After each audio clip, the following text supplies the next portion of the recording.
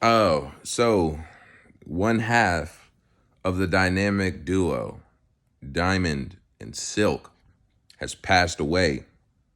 If you don't know who these people are, these were women that were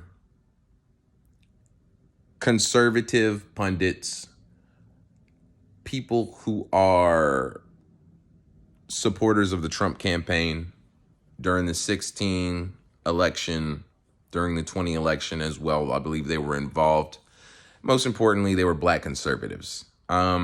Me, I was not particularly fond of them just based off of the appearance, because they dress like church ladies or caricatures of black women.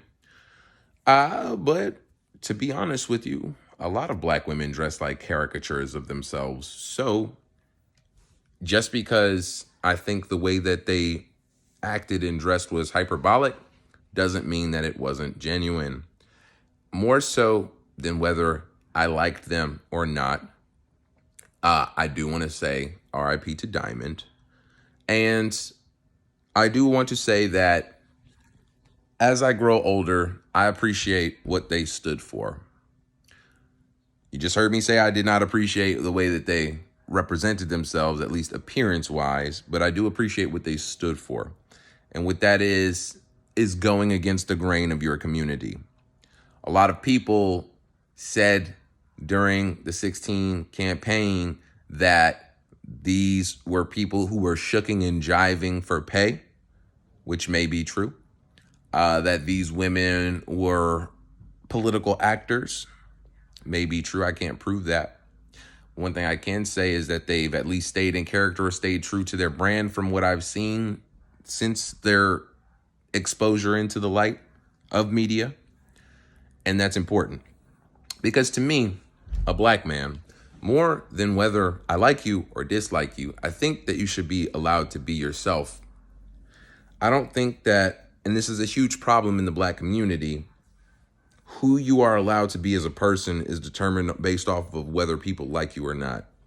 Now, if you do harm to other people or, anything that is actually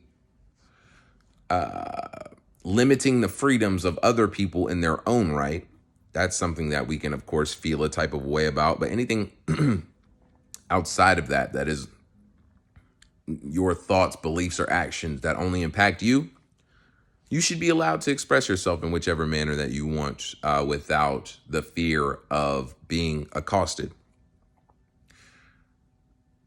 And I think to a lot of people, Diamond and Silk represented that. They represented people who were going against the grain of what was popularly or commonly accepted in the black community as the norm, meaning being a Democrat blindly without questioning why or who or what or where. And me, I was never for that. I've never been a Democrat. I've never been a Republican. I've never been part of either political party. I don't even like to call myself an independent because that groups me in with another group of people. I'm really none of those things. I'm a human being. I'm an American citizen who would like to have politicians who actually represented what was best for the average American person, not just their team. So the lesson from Diamond and Silk. And I'm only using this as an opportunity to talk about this because, on when other day would I be talking about Diamond and Silk, besides her passing? I'm not trying to talk negatively, but black people or people in general, be who you want to be, do what you want to do what you believe is best for you, and think and feel how you want to, and don't be afraid to speak out about yourself. You don't have to be worried if one aspect of your life seemingly doesn't align with another one according to what is commonly accepted.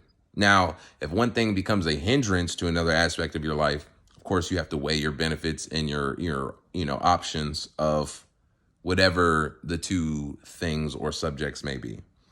But when we're talking about being black and being conservative, more black people are conservative than they like to admit, first off. When you go down the list of items that would be considered ideologically conservative, black people fit the description of a lot of them.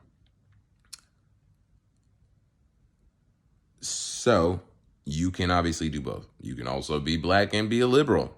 You can be black and be a libertarian, although you're probably lame, like Maj Touré with his fatherless self. But that's neither here nor there.